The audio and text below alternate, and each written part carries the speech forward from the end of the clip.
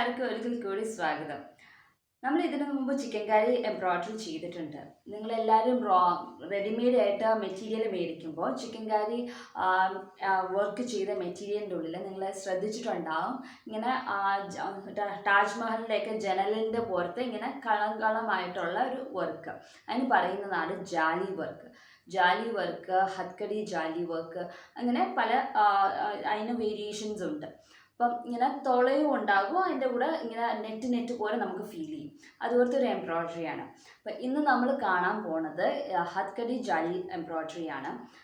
Chicken കറിയിൽ എംബ്രോയ്ഡറിയിൽ വളരെ common ആയിട്ട് വരുന്നതാണ്. കുറച്ച് സമയം എടുക്കും, പക്ഷെ ചെയ്ത് കഴിഞ്ഞാൽ വളരെ ബ്യൂട്ടിഫുള്ളാണ്. ഈ കച്ച് വർക്കൊക്കെ പോലെ ചെയ്യാൻ സമയം എടുക്കും, പക്ഷെ ചെയ്ത് കഴിഞ്ഞാൽ അതിൻ്റേതായ ഒരു പ്രത്യേക ഭംഗിയുണ്ട്. അപ്പോൾ നമുക്ക് ഇന്നത്തെ വീഡിയോയിലോട്ട് കിടക്കാം. അതിന് മുമ്പ് എന്നും പറയണവരെ പറയുകയാണ്, നിങ്ങൾക്ക് ഈ വീഡിയോ ഇഷ്ടപ്പെട്ടാൽ ലൈക്ക് ചെയ്യുക, ഷെയർ ചെയ്യുക. നിങ്ങൾക്ക് ആരെങ്കിലും ചാനൽ സബ്സ്ക്രൈബ് ചെയ്യാത്തവരുണ്ടെങ്കിൽ സബ്സ്ക്രൈബും ചെയ്യുക. അപ്പോൾ നമ്മൾ ഹത്കടി ജാലി വർക്ക് ചെയ്യാനായിട്ട് ഒരു ഡിസൈൻ വരച്ചു വെച്ചിട്ടുണ്ട്. അപ്പോൾ ഈ ഒരു പോർഷൻസിലെല്ലാം ഷാഡോ വർക്കും ഈ ഇന്നർ പോർഷനിലാണ് നമ്മൾ ഹത്കടി ജാലി സ്റ്റിച്ച് ചെയ്യുന്നത്. അപ്പോൾ ഇവിടെ ഷാഡോ വർക്ക് ചെയ്യാനായിട്ട് ഞാൻ ആങ്കറിൻ്റെ ത്രെഡ് 6 strands ആണ് യൂസ് ചെയ്യുന്നത്. ഇത് ഒരു കോട്ടൺ മെറ്റീരിയലിലാണ് ഞാൻ ഡിസൈൻ വരച്ചു വെച്ചിരിക്കുന്നത്. യൂഷ്വലി ചിക്കൻ കറി എംബ്രോയ്ഡറി എല്ലാം വരുന്നതെല്ലാം ട്രാൻസ്പെറൻറ്റ് മെറ്റീരിയൽസിലാണ്. കോട്ടൺ മെറ്റീരിയൽസിൽ നമുക്ക് കാണുന്നതായിരിക്കും. അപ്പോൾ ഇങ്ങനെ ഷാഡോ വർക്ക്സ് ഒക്കെ ചെയ്യുമ്പോൾ നമുക്ക് കാണാൻ പറ്റത്തില്ല, അതിൻ്റെ ഷാഡോ കാണത്തുണ്ടാവില്ല. പക്ഷേ 6 strandsലൊക്കെ തയ്ക്കുമ്പോൾ അതിൻ്റെ എടുത്ത് നിൽക്കുന്നത് നമുക്ക് നല്ലതായിട്ട് കാണാൻ പറ്റും.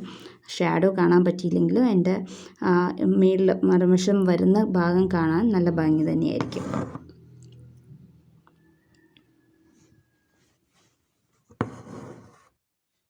ഇപ്പോൾ 6 strands ഇട്ട് തയ്ച്ചാൽ കുറച്ചുകൂടെ ഭംഗി ഉണ്ടാകും. അത് നിങ്ങൾക്ക് അത്രയും തടുപ്പ് വേണ്ട എന്നുണ്ടെങ്കിൽ 4 strands ആയാലും യൂസ് ചെയ്താൽ മതി.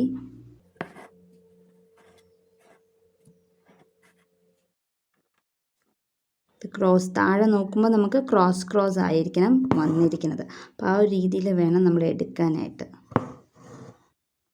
ഇവിടെ താത്തി കഴിഞ്ഞിട്ട് ഇപ്പുറത്തെ സൈഡിൽ മേലിൽ നിന്നാണ് നമ്മൾ എടുക്കുന്നത്.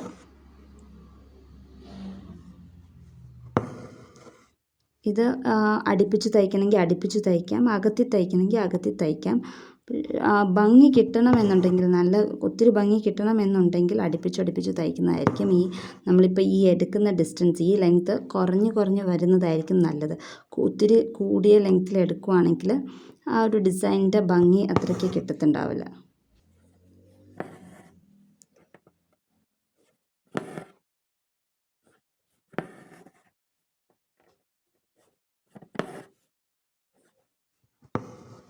അപ്പോൾ ഇതുപോലെ നമുക്ക് ഈ ഒരു പോർഷൻ മുഴുവൻ ഷാഡോ വർക്ക് ചെയ്തെടുക്കാം. അത് കഴിഞ്ഞിട്ട് നമുക്ക് ബാക്കിയത്തെ തയ്ക്കാം.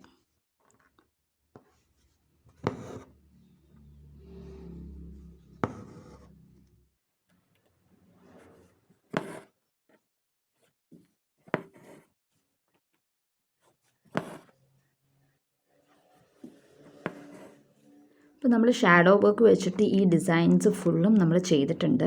ഇനി നമ്മൾ ഈ ഡോട്ട്സ് ആണ് ചെയ്യുന്നത്. അതിന് വേണ്ടിയിട്ട് ഞാൻ ലൈറ്റ് പിങ്ക് കളർ ത്രെഡാണ് യൂസ് ചെയ്തിരിക്കുന്നത്. 6 strandsമാണ് എടുത്തിരിക്കുന്നത്. അപ്പോൾ അത് തയ്ക്കാനായിട്ട് ഞാൻ ഈ ഓരോ ഡോട്ട് ഇങ്ങനെ പ്രൊജക്റ്റ് ചെയ്ത് നിൽക്കണം. അപ്പോൾ 6 strands എടുത്തിട്ട് നമ്മൾ ഇവിടെ നിന്ന് ഈ ഒരു ഡോട്ട് വരയ്ക്കണമെന്നൊന്നുമില്ല. നമുക്ക് ഡിസൈനിൽ എന്തോരം ലെങ്ത്താണ് വേണ്ടതെന്ന് വെച്ചാൽ അങ്ങനെ നമ്മുടെ മൈൻഡ് കാൽക്കുലേഷനിൽ തയ്ച്ചാലും മതി. ഇവിടുന്ന് ഇങ്ങോട്ടേക്ക് വീണ്ടും സെയിം പോയിന്റിൽ നിന്ന് സെയിം സ്ഥലത്തോട്ട് തന്നെ നമ്മൾ എടുക്കുക. അപ്പോൾ ഓവർലാപ്പ് ചെയ്ത് വരണം. അങ്ങനെ 1 2 3 വട്ടം നമ്മൾ ചെയ്യുക. എന്തോരം തടുപ്പ് നമുക്ക് വേണം അതനുസരിച്ച് നമ്മൾ ചെയ്യുക. ഒരു വട്ടം കൂടെ ചെയ്താൽ മതി. ഇപ്പം 3 വട്ടമാകും. അപ്പോൾ ഇവിടെ ഒരു നല്ല പ്രൊജക്റ്റ് ചെയ്തൊരു ഇത് നമുക്ക് കിട്ടിയിട്ടുണ്ട്. ഇതുപോലെ തന്നെ നമ്മൾ ഈ ചുറ്റും ഇതുപോലെ തന്നെ നമുക്കൊരു ഫ്രഞ്ച് നോട്ട് തന്നെ ഉരുണ്ടിരിക്കും. ഇത് ഇത്തിരി നീണ്ടായിരിക്കും ഇരിക്കുന്നത്, എന്നാൽ പ്രൊജക്റ്റ് ചെയ്ത് നിൽക്കും. ഇത് തയ്ക്കുമ്പോൾ നമുക്കിപ്പോൾ 6 strands ആണ് എടുത്തേക്കുന്നത്. വേണമെങ്കിൽ 12 strands 6 strands എടുത്തിട്ട് അടിയിൽ ഒരുമിച്ച് കെട്ടിയിട്ട് അങ്ങനെ വേണമെങ്കിലും നമുക്ക് എടുക്കാം. അപ്പോൾ ഒറ്റവട്ടം ചെയ്ത് തയ്ച്ചാൽ മതി, പ്രൊജക്ഷൻ നമുക്ക് കിട്ടും. അങ്ങനെ ആയാലും തയ്ച്ചാൽ മതി.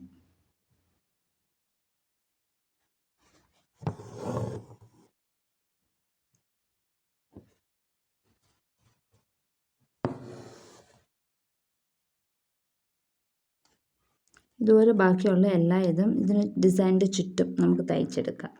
അത് കഴിഞ്ഞിട്ട് നമുക്ക് ജാലി വർക്ക് ചെയ്യാം, ഹത്കടി ജാലി ചെയ്യാം. അപ്പോൾ ഇതുപോലെ തന്നെയാണ് ഞാൻ ഇവിടെയും തയ്ച്ചിരിക്കുന്നത്.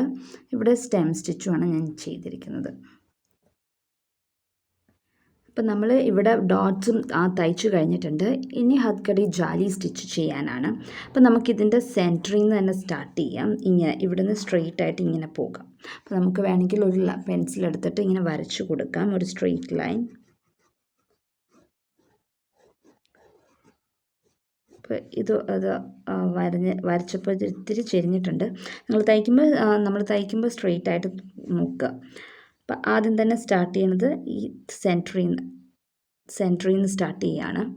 ഇവിടെ നിന്ന് എടുക്കുക. ഇത് ഞാൻ ആങ്കറിൻ്റെ തന്നെ ത്രെഡാണ് എടുത്തേക്കുന്നത്. നിങ്ങൾക്ക് വേണമെങ്കിൽ മെഷീത്തിലിടുന്ന പോളിസ്റ്റർ ത്രെഡാണെങ്കിലും യൂസ് ചെയ്യാം. അപ്പം ഒരിഴ എടുത്തിട്ട് അടിയിൽ രണ്ടും കൂടെ കൂട്ടിക്കെട്ടുക. അപ്പോൾ രണ്ടിഴയായിട്ട് ഇതുവരെ വരും. ഇതിപ്പോൾ ഞാൻ ആങ്കറിൻ്റെ ത്രെഡാണ് യൂസ് ചെയ്തേക്കുന്നത്. 2 സ്ട്രാൻഡ്സാണ് യൂസ് ചെയ്തേക്കുന്നത്. അപ്പോൾ ഇവിടുന്ന് എവിടം വരെ നമുക്ക് ലെങ്ത്ത് വേണ്ടേ, അപ്പോൾ ഞാൻ ഇവിടം വരെ എടുക്കുന്നത്. അപ്പോൾ ഇവിടെ ഞാൻ താത്തുകയാണ്. വീണ്ടും നമ്മൾ ഈ സെയിം ഹോളിൽ കൂടെ തന്നെ എടുക്കുകയാണ്. അപ്പോൾ ഈ സെയിം ഹോളിൽ കൂടെ തന്നെ എടുക്കുന്ന കാരണം നമ്മൾ കെട്ടിടുമ്പോൾ മാക്സിമം എന്തോരം വലുതാക്കി കെട്ടിടാൻ പറ്റുമോ അത്രയും വലുതാക്കി കെട്ടിടുക. അതല്ല എന്നുണ്ടെങ്കിൽ നമ്മുടെ ഈ ത്രെഡ് നമ്മൾ ഈ സെയിം ഹോളിൽ കൂടെ വരയ്ക്കുമ്പോൾ നൂല് മേളിലോട്ട് പൊങ്ങി വരും, ഓട്ടയിൽ കൂടെ ത്രെഡ് കെട്ട് കയറിപ്പോരും. അതുകൊണ്ട് എന്തോരം വലുതാക്കി കെട്ടിടാൻ പറ്റുമോ അത്രയും വലുതാക്കി തന്നെ അടിയിൽ കെട്ടിട്ടിട്ട് വേണം തയ്ക്കാൻ തുടങ്ങാൻ. അത് കഴിഞ്ഞിട്ട് ഇതുപോലെ തന്നെ നമ്മൾ ഹോള് ഒന്ന് വലുതാക്കാൻ ശ്രമിക്കുക.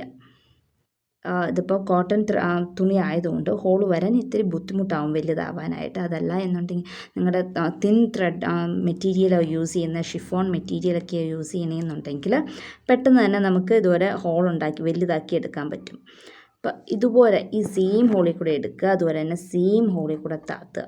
അപ്പോൾ അങ്ങനെ ചെയ്യുമ്പോൾ 2-3 വട്ടം, ഒരു 3 വട്ടമോ 4 വട്ടമോ വല്ലതും ചെയ്യുക. അപ്പോൾ നമ്മുടെ ഈ ഹോള് വലുതാകും. എന്നിട്ട് നല്ലോണം ഒരേ വട്ടം ഇങ്ങനെ ഇത് കഴിഞ്ഞിട്ട് നല്ലോണം വലിക്കുക, ഇങ്ങനെ വലിക്കുക. അപ്പം നമ്മുടെ തുണി ഇങ്ങനെ കീറി വരും, ഓട്ട വലുതായി വരും. അത് കഴിഞ്ഞിട്ട് ഇതിപ്പോൾ ഞാൻ 3 വട്ടം എടുത്തു. ഇനി ഇതിൻ്റെ തൊട്ടടുത്ത് തന്നെ ഈ ഹോളിൻ്റെ തൊട്ടടുത്ത് തന്നെ ഞാൻ എടുക്കുകയാണ് അങ്ങോട്ട്. അത് കഴിഞ്ഞിട്ട് ഒന്നോടെയും ഈ ഹോളിൽ കൂടെ ഷിഫോൺ തുണിയൊക്കെ എടുക്കണമെങ്കിൽ ഈ ഹോള് നല്ലോണം വലുതായി വരും. മേളിലോട്ട് ഇങ്ങനെ ഒരു റെക്റ്റാങ്കിൾ ഷേപ്പിൽ ഹോൾ ഉണ്ടാക്കാൻ നോക്കുക, റെക്റ്റാങ്കിൾ ഷേപ്പ്. ഇപ്പം ഇതുപോലെ ഹോള് വലുതാക്കിയ ശേഷം ഇനി ഇപ്പം നമ്മളിവിടെ പൊക്കിയെടുത്തു, അടുത്ത് തന്നെ ആ സെയിം ഹോളിൽ കൂടെ തന്നെ വേറെ നമുക്ക് എന്തോരം ഡിസ്റ്റൻസാണ് പോകേണ്ടതെന്നുള്ളതാണ്. ഈ ഒരു ഡിസ്റ്റൻസാണ് പോകണമെന്നുണ്ടെങ്കിൽ ഇവിടെ എടുക്കുക. വീണ്ടും ഇതുപോലെ തന്നെ ഇവിടുന്ന് നമ്മൾ എവിടെയാണോ നമ്മൾ പൊക്കിയെടുത്ത് അവിടെ ഇട്ട് തന്നെ ആ ഹോളിലോട്ട് തന്നെ കയറ്റുക കേട്ടോ. അപ്പം അത് ഹോളിലോട്ട് കയറ്റണം അറിയണം എന്നുണ്ടെങ്കിൽ ഹോളിപ്പോൾ ഞാൻ എടുത്തേക്കുന്നത് മാറിപ്പോയിട്ടുണ്ട്. അങ്ങനെ മാറിപ്പോകാണ്ടിരിക്കണമെങ്കിൽ ഇങ്ങനെ ഒന്ന് ത്രെഡ് പിടിച്ച് ഇങ്ങനെ വെക്കുമ്പോൾ തന്നെ നമ്മുടെ ആ ഹോള് ശരിക്കും നമുക്ക് വിസിബിൾ ആയിരിക്കും. അപ്പം ആ ഹോളിലോട്ട് നമ്മൾ തന്നെ കയറ്റുക.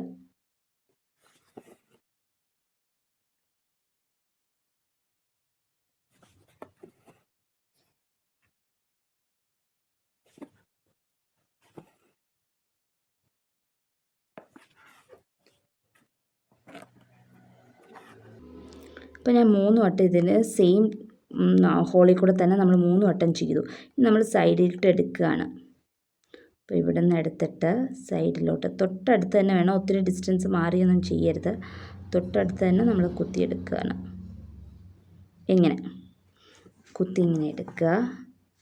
അത് കഴിഞ്ഞിട്ട് ഈ ഹോള് നമ്മൾ നീഡിൽ വെച്ച് തന്നെ, ഞാനിപ്പം ഇവിടെ കോട്ടൺ ത്രെഡാണ് കോട്ടൺ മെറ്റീരിയൽ യൂസ് ചെയ്യുന്നതുകൊണ്ട് തന്നെ വലിയ സൂചി എടുത്തേക്കണേ.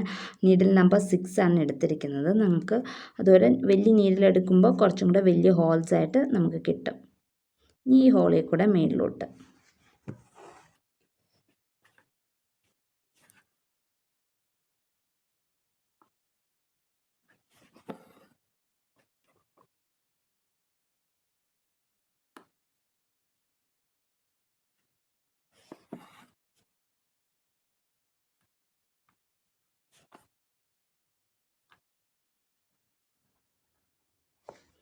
അപ്പോൾ നിങ്ങൾക്ക് കാണാം ഇതിൻ്റെ അകത്ത് എങ്ങനെയാണ് വന്നിരിക്കുന്നത് എന്നുള്ളത്. കണ്ടോ, ഹോൾസ് വന്നിരിക്കുന്നത് നല്ലോണം കാണാം. അപ്പോൾ ഇതുപോലെ ത്രെഡൊന്നും ഇൻ ബിറ്റ്വീൻ വരാതെ തന്നെ ഹോൾ മാക്സിമം എന്തോരം വലുതാക്കുക അത്രയും വലുതാക്കിയിട്ട് തന്നെ തയ്ക്കുക. അപ്പോൾ ഹോൾസ് എന്തോരം കാണാൻ പറ്റുമോ അത്രയും നല്ലത്.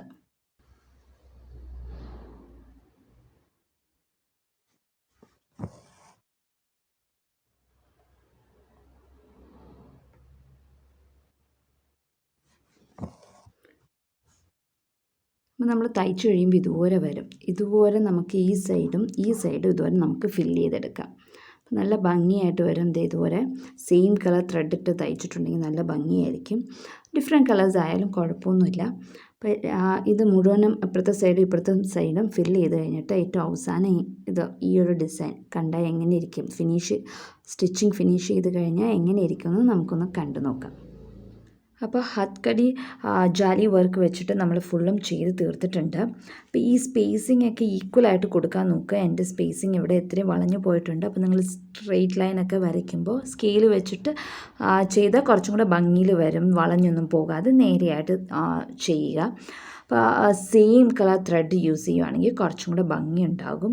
അല്ല ഇപ്പോൾ കോൺട്രാസ്റ്റ് കളേഴ്സ് ചെയ്താലും കുഴപ്പമൊന്നുമില്ല. പക്ഷേ വൈറ്റാണ് ഇതിൻ്റെ ലക്നൗ അല്ലെങ്കിൽ ചിക്കൻ കാരി വർക്കിന് യൂഷ്വലി യൂസ് ചെയ്യുന്നത്. അപ്പോൾ അത് തന്നെ ചെയ്യുക.